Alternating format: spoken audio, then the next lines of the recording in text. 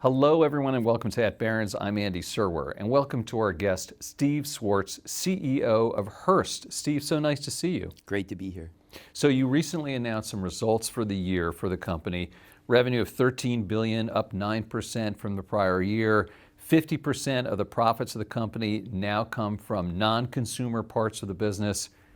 How are you getting this done? Some great news from a media company.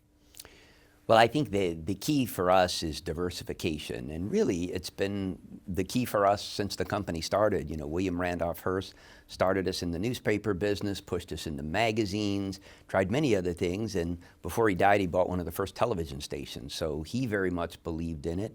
Then my predecessor, Frank Bennick, who ran the company for 30 years, pushed us more into television, into cable television, and got us into the B2B businesses that have become so important to us. So really just a diversified mix, and a couple of our businesses really shot the lights out last year. Yeah, the B2B part of the business 10 years ago, I understand, was 15% of the profits, now over 50%. So you've pushed the diversification a lot more during your tenure. Talk about parts of the business that are doing particularly well, Steve.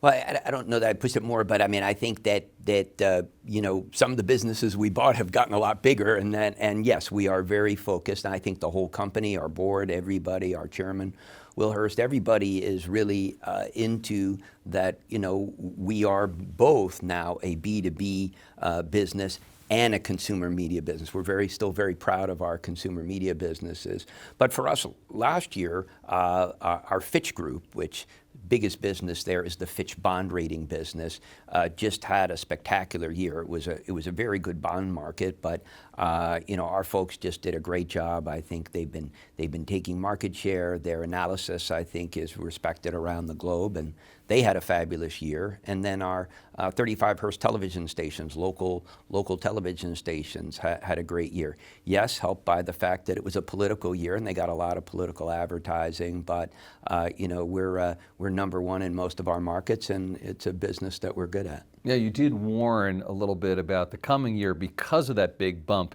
in television revenue from the election, predictably. But I'm wondering if, you know, you're just sort of putting a low bar and hoping to over-deliver for this year, or if you sincerely believe there is going to be a little bit of a tough nut to overcome. Well, we always try to over-deliver, and we'll try to have an up year, but looking at all the various roll-ups of our budgets and stuff, I think we'll probably fall a little short there. And I want to ask a little bit more about Fitch, because that's something that our viewers are probably pretty familiar with, that business. And you talked about its competitors. What is the legacy of the business? When did you guys buy it? What kind of competitive set does it have? Maybe give us a little more flavor there, if you could. Well, Fitch has been around for many, many decades, perhaps more than 100 years. But what happened is, over time, a French businessman acquired a number of rating agencies and put together a global ratings company that could compete with some of the other big ratings agencies. We bought our stake over time, starting in 2006, and I think we finally got to 100% ownership somewhere around 2018. Right, okay. You do have a consumer side of the business. Besides the 35 television stations, you have 26 daily and 52 weekly newspapers. I want to ask you about the newspaper business. That is a business in decline. There's no two ways about that. But you've actually been expanding. You bought the newspaper in Waterbury, the newspaper in Austin from Gannett. Why the heck are you guys doing that? Well, I don't know that the business as a whole has to be in decline. Clearly, print is in decline. It's regrettable. It's still my favorite way to read the newspaper, but that's just true. And I think that's mostly because advertisers have moved on to more data-centric mediums. I think there are still a lot of readers who still like print, but obviously digital is where everything's going. We've had excellent growth in our digital subscriptions, so I don't know that the business has to decline. We believe we can get growth in the newspaper business, but there's no question it is one of the tougher media businesses. Right. I mean, the strategy, of course, if you're replacing digital subscription revenue from print. You're going from, the old line now, dollars down to nickels and dimes, and there's a model where you can pull that off? Look, we believe so in our larger markets, being able to charge. Look, the most successful newspaper, I think we all know, the New York Times, really sets a model. Being able to get a strong both print and digital subscription price is very important. We are generally able to do that in our markets. In our largest markets, we also have a free-to-the-consumer website to reach more of the audience than inherently the paid product is going to do. And we found that combination to work pretty well. Oh, that's interesting, having both like that. And Texas is a big point of emphasis for your company, it looks like, with newspapers as well, right? We're very committed to Texas. We own the Houston Chronicle, the San Antonio Express News, and we recently agreed to acquire the Austin American Statesman. But we also own a number of other newspapers there. We're in Beaumont, we're in Laredo, and we're very committed to the Texas market. Growth state. Question about this strategy of marrying B2B with B2C. And this is, you're not alone there. Dow Jones, this company, is doing it. Reuters has done it. You could argue that Bloomberg also does that. The question for you, Steve, is does the B2B simply subsidize the B2C, or are there synergies? Does it actually help the B2C, the consumer business, grow, or is it just there to produce money? Well, we got into B2B organically through being in trade publishing. So it was really an outgrowth of our magazine business. Back in the day, we were publishing magazines like Motor for car repair mechanics or American Druggist for pharmacists. And luckily for us, some of those publishers started gathering data about their industries in big books. And when the internet came along, that was the beginning of our B2B business. And it's just grown organically. As we've seen, these are good businesses. We've both grown the businesses we have, and we've bought more. But I would argue these are other forms of information. They're high-value information, and in digital form today, they have more wind at their back than a lot of the consumer businesses. Right. So connectivity between the two is sort of, as you We said, don't force that, we get our folks together on a regular basis. If they can find a win-win, that's great. But these are, look, 138 years ago, we started as an information company, a newspaper. Today, we're an information and entertainment company, and we have consumer-oriented information, newspapers, magazines, local television stations, and we have B2B information in financial services, healthcare, and transportation. And of course, we have the entertainment through ESPN and A&E, our partnerships with Disney. All right, I'm going to go next to ESPN since you brought it up. 20% stake in that company, and that has been a huge home run for the company, for your company, Hearst, over the years. However, of course, headwinds facing that company right now. What's your take on ESPN? And I noticed that you said an exciting new DTC initiative, direct-to-consumer initiative, coming from them this summer. Well, look, we couldn't have better partners than Bob Iger and Jimmy Pitaro, and what they're doing at ESPN, I think, is fabulous. If you look at television, sports is clearly the number one property in television, and ESPN is by far the number one player in sports. And what Bob and Jimmy are doing is bringing out later this year a direct-to-consumer version of what ESPN calls the flagship product, what you can now see on ESPN or ESPN2, and that will supplement the very strong position that ESPN already has in the traditional bundle, which you can still get through linear means or digital means or what have you.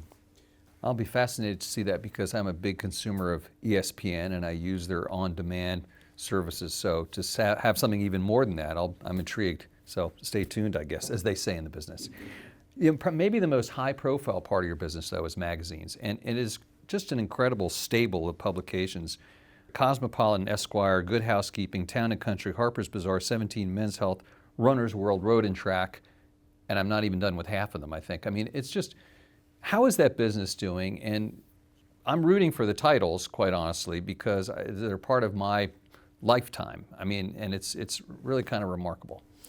Well, thank you. And we continue to be open to buying more magazines. We bought Motor Trend recently to add to our strong position in automotive, and we also have a related business there called Bring a Trailer, which is the leading digital auction platform for classic cars. So we feel our consumer auto area is one of the strongest parts of our magazine business today. Look, there's no doubt, as with newspapers, the fall off in the popularity of print. I would say once again, with advertisers, probably more with readers. I still prefer to read a magazine in a tangible form. But the move to digital has been a hard one for magazines. But again, I think we can afford to be patient and to develop new business models, and that's what we're doing. And again, we're seeing some real strength in our position in automotive. Ratings and reviews have become very popular on the internet, and our Good Housekeeping has been doing that for more than 100 years. So look, we're hanging in there. We're very committed to the business, but yeah, it's a tough environment for magazines. I mean, are people still going to be reading print glossy magazines 10 years from now, do you think? I think so. Perhaps not every title and not every month. Many of our titles now sell what's called a membership, which has many benefits, including premium digital content delivered daily, and perhaps the magazine is delivered 4 times a year or 6 times a year. But there is something special about something tangible in your hands. Right, right. Hearst is one of America's most high-profile and oldest and biggest private companies. And I'm wondering, do employees own equity, and is there going to be any change in ownership, any IPO on the horizon, Steve? No, there's no equity. The company is owned by a trust that Mr. Hearst set up, and we trustees have no plans to do anything other than continue to run the business and fulfill our mission. And I noticed that Will Hearst, who is the grandson of William Randolph Hearst, is the chairman. Can you talk about how you work with him? How hands-on is he with the business? Do you communicate with him regularly? What's that relationship like, Steve? Will is a fabulous advisor. He's incredibly knowledgeable. He was in venture himself, and he was at one time a publisher of one of our newspapers. Incredibly knowledgeable about the media business, but also about the B2B. We have a number of assets in the aviation space. Will's a pilot, so he knows an incredible amount, and is just a very important advisor to me and to Frank and to everybody in management. I want to ask you a little bit about something you've done outside of Hearst, which is you were the chairman of the AP. What advice would you give to that organization now, given their high-profile fight, I guess is one way to characterize it, with the White House? Well, look, Daisy Verasingham is the CEO there, and Grace Amatori is the chairperson, and they're both fabulous. They were colleagues when I was there, and they do a great job, and they'll get through it. Are you surprised? There used to be these 3 big magazine companies, Hearst, Time Inc., and Condé Nast. How has that changed in your mind? Is it still the same as when you started your job? Well, I mean, there are just so many other digital players. There are so many impressive influencers. There are so many impressive podcasts. But certainly our colleagues at Condé Nast do a great job. And Barry Diller and Joey Levin and their colleagues at IAC with Dotdash Meredith really seem to be doing a great job right now. We like to see strength in the category, and they seem to be having some real success. I want to ask you about technology and, of course, AI, and get your take on how that's changing how you're looking at your business. Well, I mean, I think the sky's the limit in terms of how generative AI will get better and better. Obviously, there are concerns, from a public policy standpoint, but right now, from an ability to make our colleagues more effective, more efficient, the ability to create new products, there's a tremendous amount and not only we, but other companies and certainly competitors of ours can and will be doing with generative AI, and we're very focused on it. What is your strategy and what are your ambitions for this company going forward, say, for the next 5 years? Well, I think that certainly we want to continue to grow. We very much like the B2B category, so I think we want to get bigger both organically and through acquisition, in financial services through Fitch, in healthcare, where we have 6 companies today. We made a big acquisition last year of a company called Qgenda. We want to do more of that. And in transportation, where we're in the automotive B2B field, we're in aviation, and we're in trucking. And we'd like to see all of those get bigger. And, we're still open to selective acquisitions in the consumer side where some of our businesses are struggling. We're working hard. We have good management across the board there, and we're trying to create some new business models. So accretive acquisitions are still possible in the sector? I think so. You used to be a journalist for this company, Dow Jones. There's hope for us here. You were a reporter of the Wall Street Journal, editor of Smart Money. Yep. And they said it can't be done, that journalists can't become CEOs. How did you do it, and what have you had to learn to forget as a journalist? Final question. Become CEO. I think the skills of a journalist, being able to master a lot of information quickly, being able to communicate, are very relevant in terms of my own transition from journalist to business person. Just had a lot of mentors. I think back Norm Pearlstein, Jim Stewart, and then of course my mentor for many years, Frank Bennick, and just being in the right place at the right time. Maybe a little bit more to it than that. Steve Swartz, CEO of Hearst, thank you so much for your time. Great to see you. This is at Barrons. I'm Andy Serwer. We'll catch you next time.